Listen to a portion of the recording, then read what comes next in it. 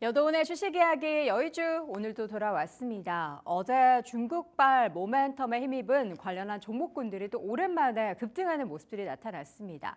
작년부터 여러 차례 벌어졌었던 이런 중국 관련된 소비주, 컨텐츠 관련한 종목들의 상승이 이번에는 단기적인 상승에 그치지 않을 것이다라는 시장 분위기가 형성이 되고 있는데요. 과연 그중에서 뭘 골라야 하는지 오늘 여의주와 함께 여러분 파악해 보시기 바랍니다. 자, 오늘의 주제 먼저 확인해 보시죠. 5월부터 시작된다는 한알령 해제. 중국발 모멘텀을 받고 뭔가 또 플러스 알파가 있는 기업 종목은 뭐가 될까요? 계속해서 말씀드리지만 이제 중국에서는 우리는 한알령을 실시한 적이 없다. 대놓고 이렇게 발표를 한 적은 없다라는 거죠. 그런데 그렇기 때문에 이제 중국 입장에서는 대놓고 한알령을 해제합니다라는 이야기는 분명 안 할 겁니다. 그런데 지금까지 못했었던 컨텐츠에 대한 직접적인 수출이라든가 아니면은 우리나라 다양한 걸그룹, 보이그룹들의 공연이 중국에서 펼쳐진다든가 하는 내용들이 앞으로 올해부터는 좀 전해질 것이다라는 분위기가 어제 관련된 종목의 급등을 야기시켰습니다. 차트 준비했는데요. 먼저 보도록 하겠습니다. 엔터, 컨텐츠, 화장품 할 것 없이 중국 매출에 대한 세계 기대감에 관련된 종목들은 상승을 보였고요.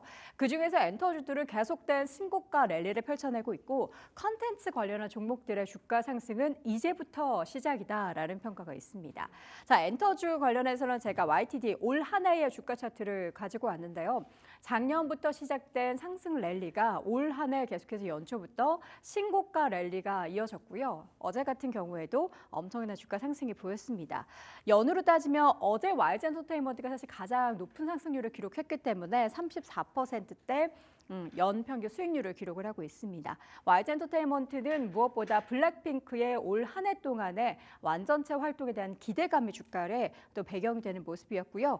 JYP 엔터테인먼트도 올 한 해 수익률 22%, 그리고 중국의 엑스포저가 항상 컸던 SM은 계속해서 탑픽으로 꼽히고 있는데요. 41%의 주가 수익률, 그리고 하이브와 큐브엔터도 계속된 상승세, 신고가 랠리를 펼쳐내고 있습니다. 컨텐츠 관련한 기대감도 있는데요. 요건 이제 어제 하루 동안의 차트 움직임입니다.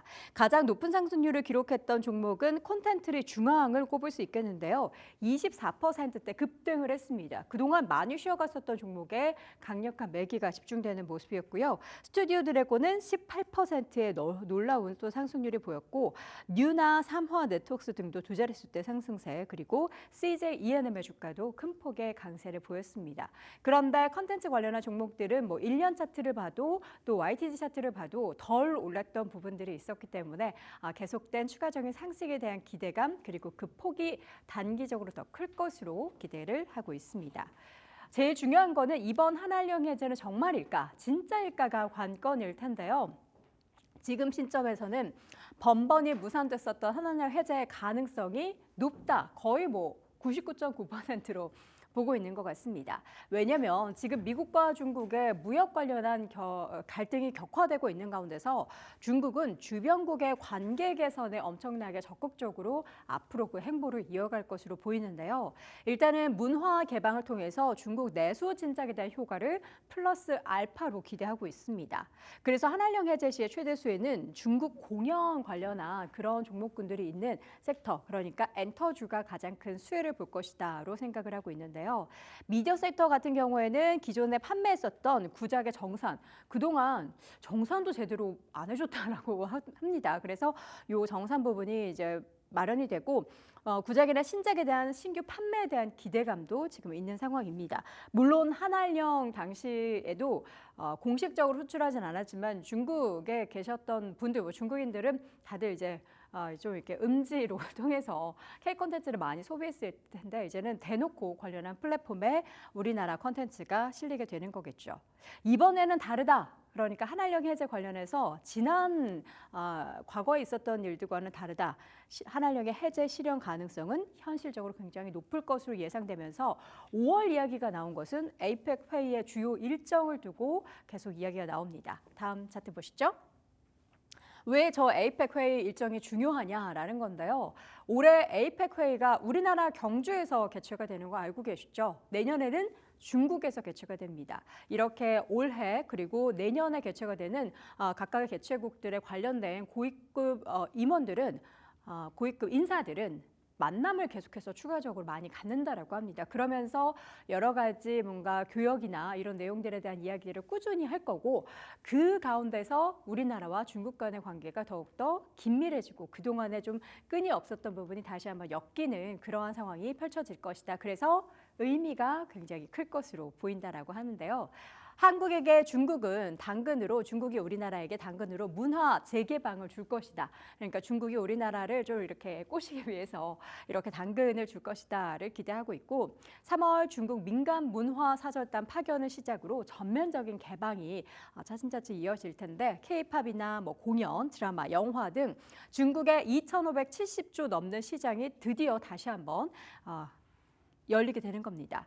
중국이 작년부터 이런 움직임이 조금씩 있기는 했어요. 11월부터 시작된 무비자 행보도 우리나라도 포함된 것도 여기에 또 일환이라고 볼 수 있겠고 그리고 중국 내부적으로도 지금 내수 진작을 열심히 하려고 하고 있는데 우리나라 K-콘서트가 중국에서 개최가 된다면 이 내수 진작에 대한 부분이 굉장히 긍정적일 것으로 평가를 하고 있습니다. 이미 이제 엔데믹 이후에 중국에서도 다양한 중국인 연예인들이 공연을 해봤더니 이게 내수 진작 효과가 굉장히 있더라라는 것을 알기 때문에 우리나라 K-팝 콘서트가 중국에서 개최가 되면 중국도 좋은 거겠죠. 지금까지 중국발 뉴스는 단기 모멘텀이었지만 앞으로는 굉장히 다를 것으로 그래서 기대를 하고 있는 상황입니다.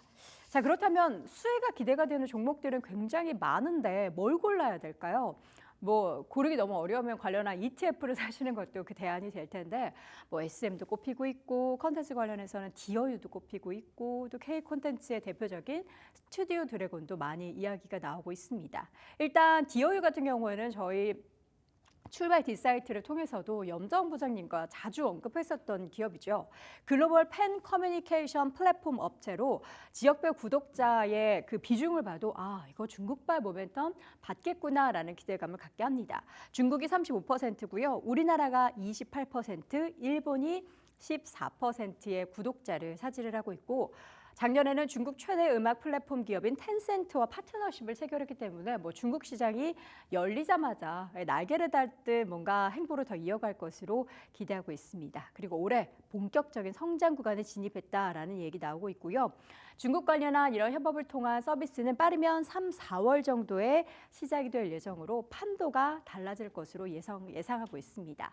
디어유의 중국 관련한 비중 추이나 이런 흐름을 보면은요, 이 단기적으로 많이 올랐었던 2021년보다 그래프는 조금 옆으로 누워 있긴 하지만 계속해서 그 추이가 증가 추세를 밟고 있는데 이번 문화 개방으로 인해서 얼마나 더 저 퍼센트가 더 올라가게 될지도 관건이 될 것 같습니다. 여러분들도 고민이 많으실 텐데 이제는 시작이다. 그리고 앞으로 더 기대할 부분들이 많다라는 점에서 중장기적인 관점에서 관련된 섹터들 확인해 보시면 좋겠습니다.